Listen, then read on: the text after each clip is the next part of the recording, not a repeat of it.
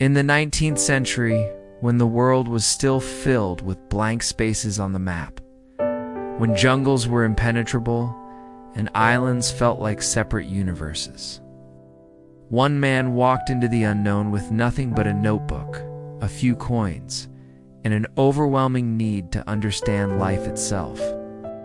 His name was Alfred Russel Wallace, a man born in poverty, yet destined to reshape biology forever. Wallace was born in 1823 in rural Wales into a family that owned many books, but very little money. He left school at just 14. He worked as a surveyor, a carpenter, a map maker. He read voraciously: astronomy, botany, geology, anything he could borrow.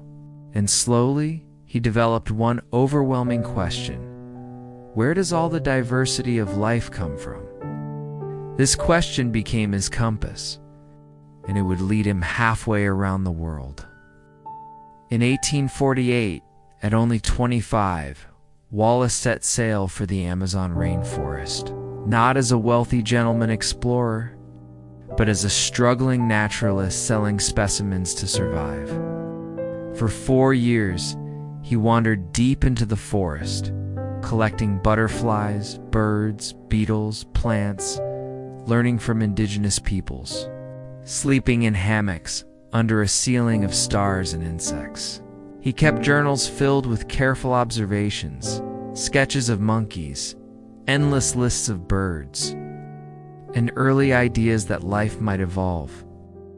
When he finally boarded a ship home, he carried years of scientific treasure, but fate intervened. The ship caught fire in the middle of the Atlantic.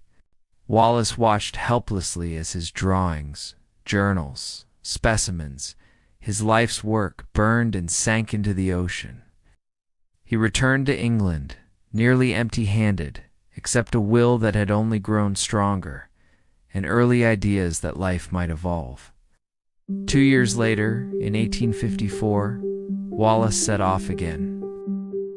This time, the Malay Archipelago, modern-day Malaysia, Indonesia, Singapore, and Timor.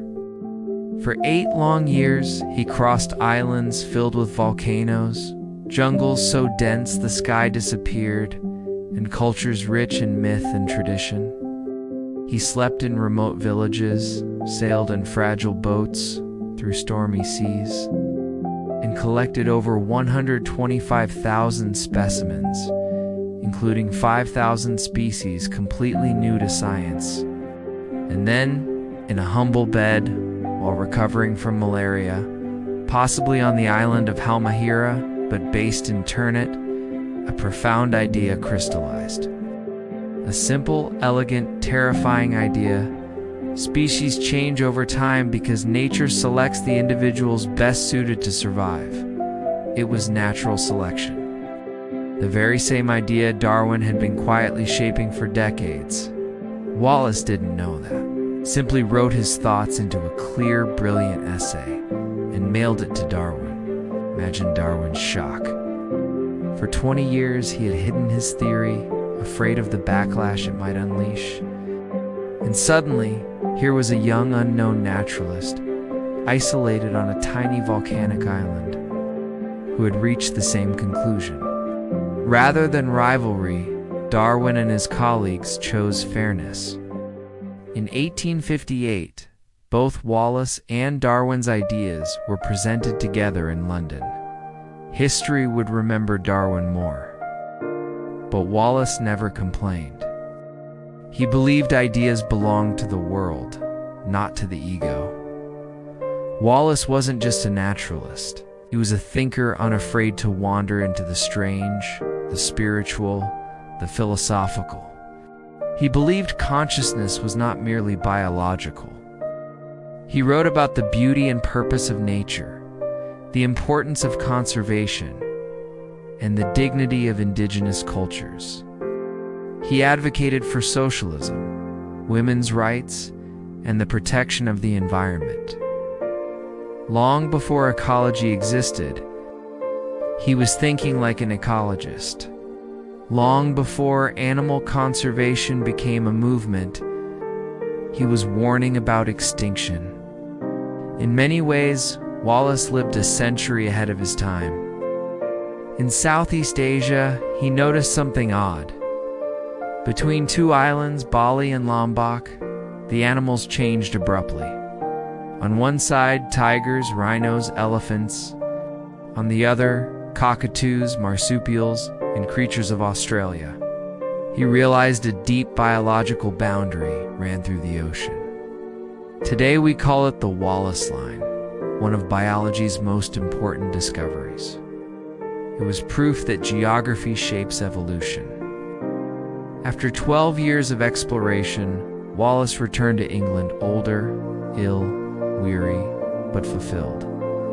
He married, he wrote, he became a voice for justice and environmental ethics. When he died in 1913, at the age of 90, he asked not for fame, just to be remembered as a humble seeker of truth. Darwin rests in Westminster Abbey. Wallace rests in a quiet cemetery in Dorset. Different graves, but their ideas intertwined forever. Wallace was not the other Darwin. He was a thinker of remarkable independence, a man shaped by hardship, humility, and endless curiosity. His story reminds us, you don't need wealth to change the world. You don't need privilege to uncover truth. You only need courage, and a question worth pursuing. And Wallace had both.